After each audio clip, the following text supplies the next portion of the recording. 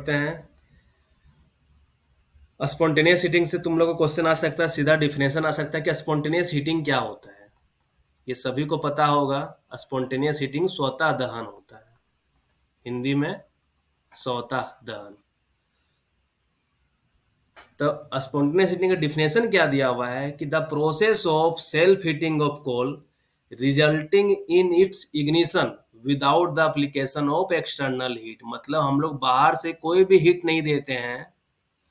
अभी क्या पढ़े हैं कि कहीं भी आग लगने के लिए हीट चाहिए, लेकिन यहाँ पे क्या है कि आग लगने के लिए हम लोग बाहर से कोई भी हीट नहीं देते हैं, फिर भी कोयला में आग लग जाता है। इसी को हम लोग स्पॉन्टेनियस हीटिंग बोलते हैं। क्यों आग लगता है वो हम समझाने जा रहे हैं।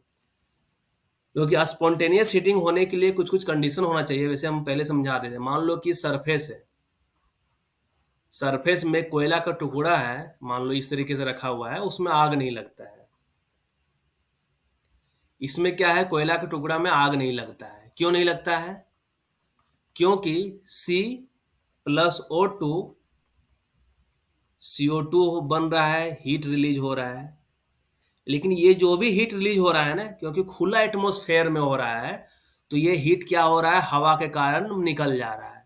यहाँ पे टेम्परेचर हीट एब्जॉर्ब हो ही नहीं रहा है। लेकिन माइंस में क्या होता है, जब हम लोग डिप्लरिंग विथ केविंग वगैरह करते हैं, जब माइंस में हम लोग डिप्लेरिंग करते हैं तो क्या होता है, वहां पे कोयला वगैरह गोफ में दब जाता है। कोयला क्या होता है, गोफ में दब जाता है। ये मान लो कोयला का पीस है, दब जाता है। अब क्या हो गया, दवा, इसको ऑक्सीजन मिल रहा है। इसको क्या हुआ, ऑक्सीजन कहीं से मिल गया। ये सी है, तो C+O2 मिलके बहुत सारा चीज बनता है। इनकम्प्लीट CO2H2O, हीट इस तरीके से बनता है। ये कैसा रिएक्शन होता है, एक्सोथर्मिक रिएक्शन। एक्सोथर्मिक रिएक्शन मतलब हीट इसमें रिलीज होता है। अब क्या होता है यहाँ पे कि जो हीट रिलीज हो रहा है ना, यहाँ पे जो हीट रिलीज हो रहा है, समझना कॉन्सेप्ट को। जो हीट रिलीज हो रहा है, ये हवा, क्योंकि यहाँ पे प्रॉपर वेंटिलेशन नहीं है, और यहाँ पे क्या हो रहा है, हीट ट्रैप हो जा रहा है। हीट निकल नहीं पा रहा है, हीट यहीं पे ट्रैप हो जा रहा है। मतलब जिस रेट से हीट प्रोड्यूस हो रहा है ना, उस रेट से हीट बाहर नहीं निकल पा रहा है। लेकिन सरफेस में क्या था, सरफेस में क्या था कि जैसे हीट प्रोड्यूस हुआ, हवा दम अच्छा है, सारा हीट को लेके निकल गया अपने साथ में। लेकिन अंडरग्राउंड में क्या हो रहा है कि जिस रेट से हीट निकल रहा है, जिस रेट से यहाँ पे ये हीट प्रोड्यूस हो रहा है, उस रेट से हीट बाहर निकल नहीं रहा है। तो क्या हो रहा है उस केस में, यहाँ पे धीरे धीरे टेम्परेचर कोयला का बढ़ते जा रहा है। धीरे धीरे कोयला का टेम्परेचर बढ़ते जा रहा है।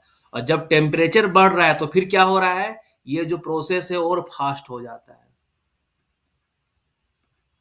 प्रोसेस और फास्टर हो गया, मतलब C+O2 टेम्परेचर यहाँ बढ़ गया मान लो, और ये प्रोसेस जो है बहुत रैपिडली होने लगा।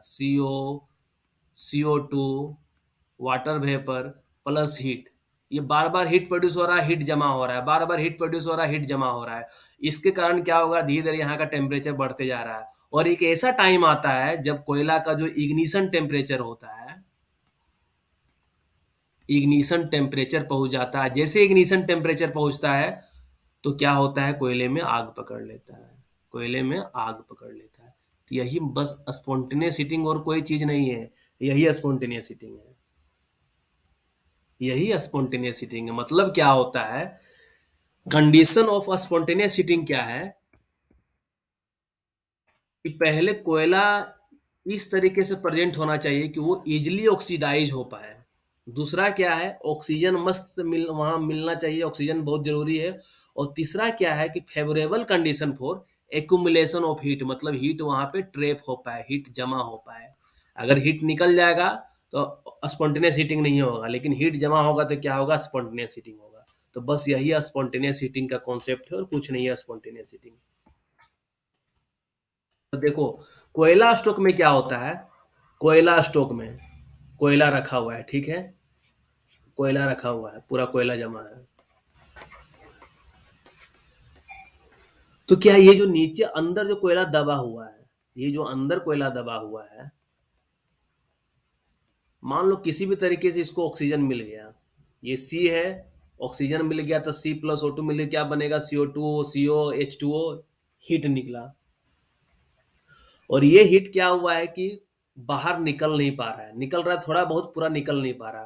तो धीरे धीरे क्या होगा, हीट यहाँ पे जमा होते जाएगा, टेम्परेचर बढ़ते जाएगा, टेम्परेचर जैसे जैसे बढ़ेगा तो क्या होगा, और ये रिएक्शन फास्ट होने लगेगा। जैसे रिएक्शन फास्ट होने लगेगा और जब कोयला आपका ये टेम्परेचर पहुंच जाएगा, इग्निशन टेम्परेचर, तो क्या होगा, पूरा आग लग जाएगा। तो यही स्पॉन्टेनियस हीटिंग कहलाता है। ठीक है, बाकी सारा चीज जो लिखा हुआ है वही लिखा हुआ है। तो पहले तो तुम लोग ये ध्यान रखना कि स्पॉन्टेनियस हीटिंग मतलब क्या, without the application of external heat, और उसमें आग लग जाना स्पॉन्टेनियस हीटिंग कहलाता है। बाकी ये उसका कॉन्सेप्ट था। नेक्स्ट क्या है इसमें देखो, यही सारा चीज दिया हुआ है। तो जो बोला जाता है कि बिटुमिनस कोल है, तो इसका स्पॉन्ट मतलब जो इग्निशन पॉइंट है, टेम्परेचर है वो 200 डिग्री सेंटीग्रेड है। कि 200 डिग्री सेंटीग्रेड इसका टेम्परेचर पहुंचेगा, आग लग जाएगा। और जो एंथ्रासाइट कोयला है, जो प्योर कोयला है, तो उसमें क्या है, 398 डिग्री सेंटीग्रेड है। तो एंथ्रासाइट वाले कोयले में बहुत ही रेयर होता है। और लिग्नाइट वगैरह क्या होता है, तमिलनाडु वगैरह में अगर 2 सप्ताह भी जमा करके रख दो ना तो आग लग जाता है। तो इसलिए बोला जाता है कि हम लोग जो पैनल का साइज है ना, अभी एक टर्म आएगा आगे कि एक पैनल में उतना ही पिलर रखना चाहिए कि इंक्यूबेशन पीरियड के अंदर उसको निकाल लें हम लोग। इंक्यूबेशन पीरियड के अंदर निकाल लें। इंक्यूबेशन पीरियड क्या होता है, इंक्यूबेशन पीरियड क्या होता है कि जब कोयला, ये कोयला है ठीक है ना, जैसे मान लो हम लोग अंडरग्राउंड ड्रिवेन के या डिप्लेनिंग स्टार्ट करने जा रहे हैं, कोयला जैसे एक्सपोज हुआ, मान लो ऑक्सीजन मिलना स्टार्ट हुआ, ऑक्सीजन मिलना स्टार्ट हुआ, मतलब क्या है कि when coal is first subjected, incubation period क्या हो गया, जब कोयला पहली बार सब्जेक्टेड हुआ है क्या, favourable condition for spontaneous heating, और जब एक्चुअल में वहां पे हीटिंग स्टार्ट हो गया है। मतलब जब कार्बन कोयला को पहली बार ऑक्सीजन मिला, तो ये स्पॉन्टेनियस हीटिंग वाला कंडीशन स्टार्ट हो गया, मतलब स्पॉन्टेनियस हीटिंग वाला कंडीशन मिल गया फेवरेबल, कि कोई हीट भी यहाँ जमा हो जाएगा। मतलब जो कंडीशन है पहले, ये कंडीशन तो हमेशा फुलफिल करना ही चाहिए, ये तीनों कंडीशन मिल गया तो क्या होगा, स्पॉन्टेनियस हीटिंग वाला फेवरेबल कंडीशन मिल गया। और जब पहली बार आग वहां पे स्टार्ट हो गई, एक्चुअल में हम लोग को दिख गया, नजर आ गया, एक्चुअल इंडिकेशन ऑफ हीटिंग इस तरीके से, तो इसको क्या बोलेंगे हम लोग कि वो जो पीरियड बीच में निकल रहा है, जो टाइम लग रहा है, उसी को बोलेंगे हम लोग इंक्यूबेशन पीरियड। उसी पीरियड को क्या बोलेंगे, इंक्यूबेशन पीरियड। तो ये इंक्यूबेशन पीरियड क्वेश्चन आता है एग्जाम में कि इंक्यूबेशन पीरियड क्या होता है, तो the period when coal is first subjected to condition favourable for spontaneous heating, और जब एक्चुअल इंडिकेशन ऑफ हीटिंग हो रहा है। तो ये दोनों जो टाइम बीत रहा है ना, तो वही दोनों के टाइम को इंक्यूबेशन पीरियड कहते हैं। और एक और दिया हुआ है, मतलब रूप फॉल वगैरह जो होता है कि first man fall to first sign of fire. तो देखो ये भी क्या है कि जब मान लो डिप्लेयरिंग हम लोग किए, डिप्लेयरिंग किए तो रूप फॉल होता है, मान लो जब मैन फॉल हुआ, एक होता है लोकल फॉल होता है, और एक होता है मेन फॉल होता है। तो सपोर्ट विड्रॉ करने के बाद जो फॉल होता है वो लोकल फॉल होता है। लोकल फॉल क्या होता है, सरफेस तक उसका इफेक्ट नहीं आता है। मान लो डिप्लेयरिंग कर रहे हैं हम लोग, कोयला निकाल रहे हैं, काट पूरा पिलर निकालनी है, तो कुछ हाइट तक का रूफ फॉल होता है, तो ये होता है लोकल फॉल। लेकिन मेन फॉल में क्या होता है कि जिसका इफेक्ट सरफेस तक जाता है, मतलब सरफेस भी बैठ जाता है, थोड़ा सा धस जाता है, तो उसको बोला जाता है मेन फॉल। तो क्या बोलता है कि जब मेन फॉल हुआ और जब एक्चुअल इंडिकेशन ऑफ हीटिंग हो रहा है, तो ये दोनों के बीच में जो पीरियड टाइम गुजर रहा है, तो इसको भी इंक्यूबेशन पीरियड बोला जाता है। तो दो तरीके से इंक्यूबेशन पीरियड का डिफिनेशन है, जो समझने में बहुत डिफिकल्ट लगता था अपने अपने टाइम में सभी को, लेकिन अभी के टाइम में बहुत इजी है स्पॉन्टेनियस हीटिंग को समझना, इंक्यूबेशन पीरियड को समझना। अब इसी में पढ़ते हैं कि क्या क्या सिम्टम्स है स्पॉन्टेनियस हीटिंग को, हम लोग कैसे पहचानेंगे कहीं कि स्पॉन्टेनियस हीटिंग हो रहा है। तो पहला स्टेज, एक इसमें 3 स्टेज है, इनिशियल स्टेज, इंटरमीडिएट स्टेज और लास्ट स्टेज। तो इंटरमीडिएट स्टेज में क्या दिया हुआ है कि पहला जो भी स्टेज है ना, सब यहाँ पे इंटेंसिफाई हो गया है, मतलब ये सारा जो इफेक्ट यहाँ दिख रहा है यहाँ पे और ज्यादा बढ़ गया है बी में। और लास्ट स्टेज में क्या आता है कि पेट्रोल लाइक जो यहाँ स्मेल आ रहा था वो टेरी ऑर्डर में मतलब फायर स्टिंग की तरह कन्वर्ट हो गया है। ये मतलब देखना झरिया कोलफील्ड वगैरह में जब जाते होगे उस एरिया में जहाँ आग लगा हुआ है, बहुत अलग सा स्मेल आता है, वैसा स्मेल है जो आज तक भूल नहीं पाता है आदमी। वो स्मेल हम लिए हुए हैं नॉर्थ तीसरा में, जब हम लोग ट्रेनिंग कर रहे थे तो वहां पे उसी रास्ते से होके जाना पड़ा था हम लोग को, 4 नंबर बाटा मोड़ वगैरह क्या होता था उधर भूल गए। तो वहां था क्या, स्पॉन्टेनियस हीटिंग हो रहा था, पूरा धुआं निकलता था, बहुत खराब स्मेल आता है। तो वही जो स्मेल है वही फायर स्टिंग का स्मेल है। किसी को अगर है झरिया वाला का कोई आदमी है, अगर कोई झरिया कोई लड़का होगा, हमको लग रहा है एक लड़का आज ही कोर्स या कल कोर्स परचेज किया है, तो वो बता सकता है कैसा फीलिंग है झरिया वाले का। तो इनिशियल स्टेज में क्या होता है, फेंट हेज होता है। फेंट हेज मतलब क्या, सिगरेट पी लो और पूरा धुआं धुआं कर दो, तो वही हो गया फेंट हेज। मतलब क्या, हल्की धुंध। देख रहे हो ये हल्की धुंध जो है ना, यही फेंट है, मतलब सिगरेट पी के पूरा धुआं धुआं कर दो वैसा वाला। ठीक है सके। अब क्या होता है, फेंट हेज में क्या हुआ, या दूसरा एग्जांपल इसका होता है क्या, जब चावल बनता है बर्तन में, जो भी हॉस्टल में रहे होगे तो बनाते ही होगे चावल वगैरह, ऊपर से प्लेट से कवर कर देते हैं। तो क्या होता है, इसके ऊपर पहले भाप निकलता है, ठीक है, भाप। अब कुछ देर के बाद देखना, जो ऊपर वाला जो प्लेट होता है जिससे कवर करके रखते हैं कंटेनर को, तो उसके ऊपर वाटर ड्रॉप आ जाता है ना। तो वही है, सेकेंड में क्या है, वो फेंट हेज किस में कन्वर्ट हो जाता है, मॉइस्चर डिपोजिशन में। मतलब इस तरीके से नजर आता है इस तरीके से नजर आता है, वाटर ड्रॉपलेट की तरह नजर आता है। नेक्स्ट इसी में क्या आता है कि फेंट ऑर्डर होता है और नॉन एज गोब स्टिंग। मतलब क्या, जो लकड़ी वगैरह जलता है ना, तो वैसा कुछ स्केल, मतलब वैसा कुछ स्मेल नजर आता है, मतलब नजर नहीं आता है, वैसा स्मेल समझ में आता है कि लकड़ी डिके हो रहा है, डिकेइंग ऑफ टिम्बर, ठीक है, डिकेइंग ऑफ टिम्बर का स्मेल है ये। और लास्ट स्टेज में क्या है, क्रिकेट। ये क्रिकेट मतलब क्या है, कीड़ा मकोड़ा की बात कर रहा है, क्रिकेट नहीं है, ठीक है। Cricket and other small insects जो होता है, वो बहुत ही एकदम चिल्लाना स्टार्ट कर देता है, चिरपिंग एक्टिविटी, इन उसका एक्टिविटी बढ़ जाता है, क्योंकि धीरे धीरे उसको गर्मी फील होने लगता है। उसको धीरे धीरे क्या होता है, गर्मी फील होने लगता है। तो क्रिकेट और अदर स्मॉल इंसेक्ट्स का क्या होता है, एक्टिविटी बहुत चिल्लाने लगता है। और सेकेंड स्टेज में क्या होता है, ये एक्टिविटी बहुत ज्यादा बढ़ जाता है, यहाँ पे सारा सिम्टम्स और ज्यादा नजर आता है। और लास्ट स्टेज में क्या होता है कि फायर स्टिंग का गंध आता है, फायर स्टिंग जैसा स्मेल आता है। तो ये ध्यान रखना कि यहाँ पे गोब स्टिंग दिया हुआ है और यहाँ पे क्या दिया हुआ है, फायर स्टिंग दिया हुआ है। तो इस चीज को ध्यान कि गोब स्टिंग कहाँ आता है, इनिशियल स्टेज में, और फायर स्टिंग कहाँ आता है, लास्ट स्टेज में आता है, जिसको अल्सो किस नाम से जाना जाता है, डिस्टिलेशन ऑफ कोल। डिस्टिलेशन वगैरह समझने की बात नहीं है, लेकिन ये ध्यान रखना। अब क्वेश्चन क्या आता है कि स्पॉन्टेनियस हीटिंग का फर्स्ट इंडिकेशन क्या है, बताओ तो। क्वेश्चन आया हुआ है ना, कहीं लिखा हुआ भी क्वेश्चन मिलेगा तुम लोग को। हम आज क्वेश्चन तो लिए नहीं है, कल बताएंगे क्वेश्चन। क्या स्पॉन्टेनियस हीटिंग कहीं हो रहा है, तो फर्स्ट उसका इंडिकेशन क्या है।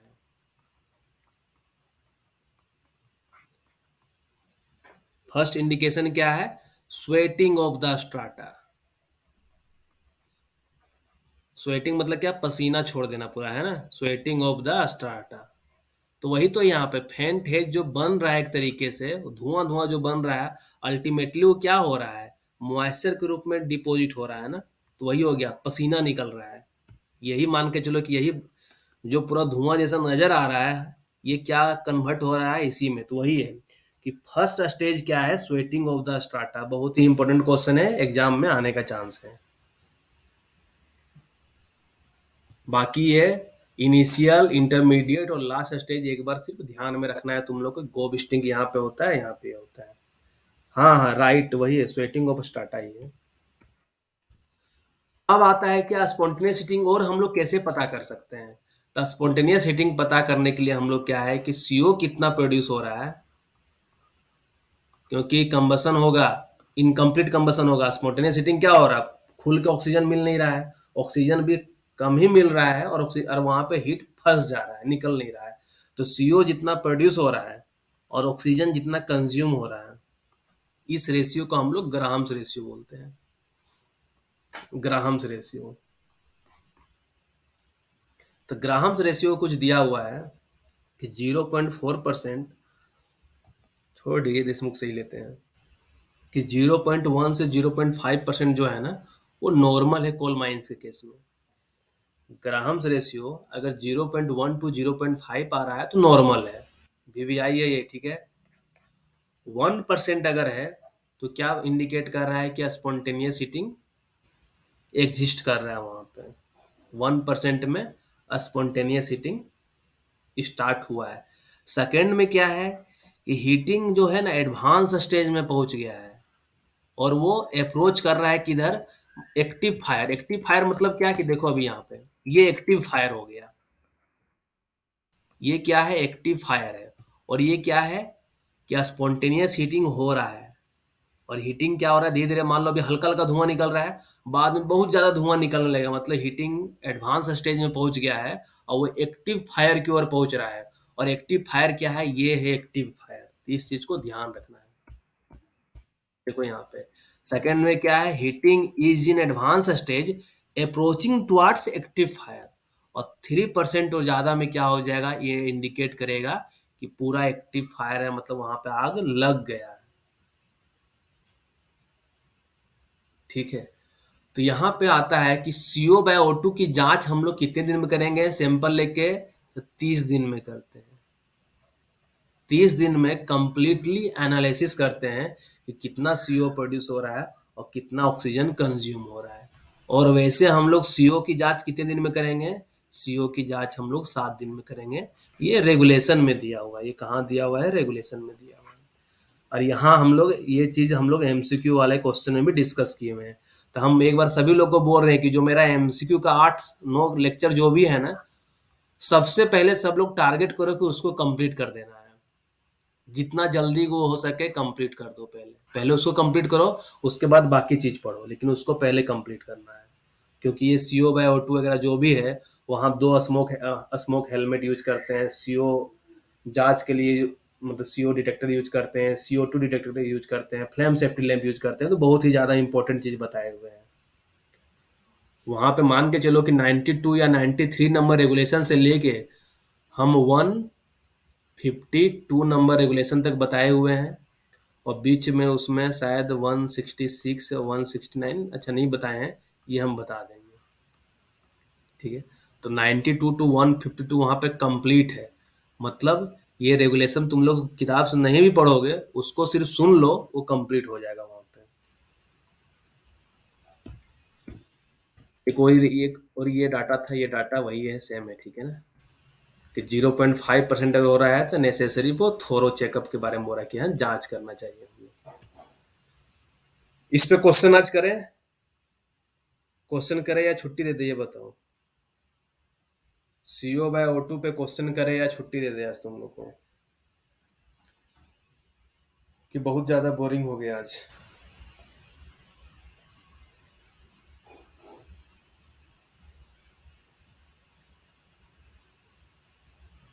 क्योंकि यही क्वेश्चन जो है ना आया हुआ था अभी एग्जाम में, ये ब्लैक डेम, अच्छा यही क्वेश्चन तो आया हुआ था ना अभी UPPSC का माइंस इंस्पेक्टर में। छुट्टी कंटिन्यू, क्वेश्चन करते हैं सर छुट्टी। ठीक है, बस एक क्वेश्चन कर लेते हैं ना, कम से कम तुम लोग के लिए रहेगा कि चलो इस पे तुम लोग है कि 3-4 न्यूमेरिकल खुद से फिर सॉल्व करना है। बस हम बता दे रहे हैं कि CO/O2 का कॉन्सेप्ट क्या है, बस हम ये बताने जा रहे हैं। ठीक है, तो लास्ट क्वेश्चन यही रहेगा कि CO/O2 का कॉन्सेप्ट क्या है। हम लोग पहले इसके लिए समझना होगा कि नॉर्मल एयर में ऑक्सीजन कितना रहता है। नॉर्मल एयर में ऑक्सीजन 20.93, नाइट्रोजन कितना रहता है, 78.08 रहता है। और ऑर्गन क्रिप्टन वगैरह जो भी होता है वो 0.93 होता है। और इसमें क्या होता है, कार्बन डाइऑक्साइड होता है 0.03%।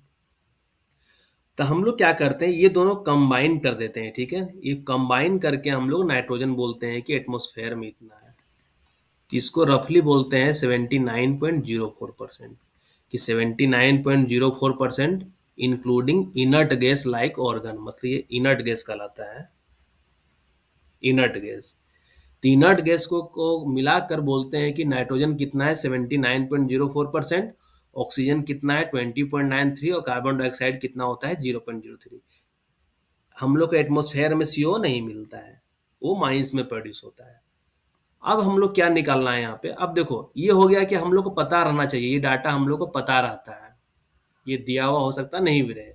और यहाँ दिया हुआ क्या है कि जब माइंस में हम लोग का रिटर्न एयरवे में सैंपल लिए हैं तो ऑक्सीजन 19.95 मिला, मतलब ऑक्सीजन कितना था 20.93 था, यहाँ पे ऑक्सीजन 19.95 है। नाइट्रोजन कितना है 78.72 है, मीथेन कितना है इतना, कार्बन डाइऑक्साइड कितना है, कार्बन मोनोऑक्साइड इतना है। तो यहाँ पे पहले ये हम लोग चेक करना है कि जब 79.04% नाइट्रोजन है एयर में, तो ऑक्सीजन कितना है अपना एटमॉस्फेयर में 20.93। ये लाइन में किसी को दिक्कत नहीं कि जब 79.04% नाइट्रोजन है तो ऑक्सीजन कितना है 20.93। जब नाइट्रोजन 1% रहेगा तो ऑक्सीजन कितना रहेगा 20.93 बाय 79.04। इसलिए जब अंडरग्राउंड में नाइट्रोजन 78.72 है तो ऑक्सीजन कितना रहना चाहिए 20.93 डिवाइड बाय 79.04 इंटू 78.72, मतलब इतना ऑक्सीजन होना चाहिए अंडरग्राउंड में। ये देख लेते हैं कितना निकाल के लाया है यहाँ पे, ये 20.85%। ये कितना हो गया 20.85%।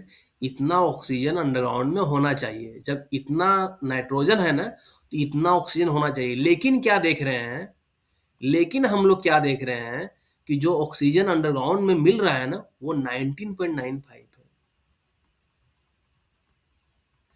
कितना होना चाहिए था अंडरग्राउंड में, अंडरग्राउंड में होना चाहिए था 20.85, लेकिन है कितना 19.95, मतलब कितना खत्म हो गया है।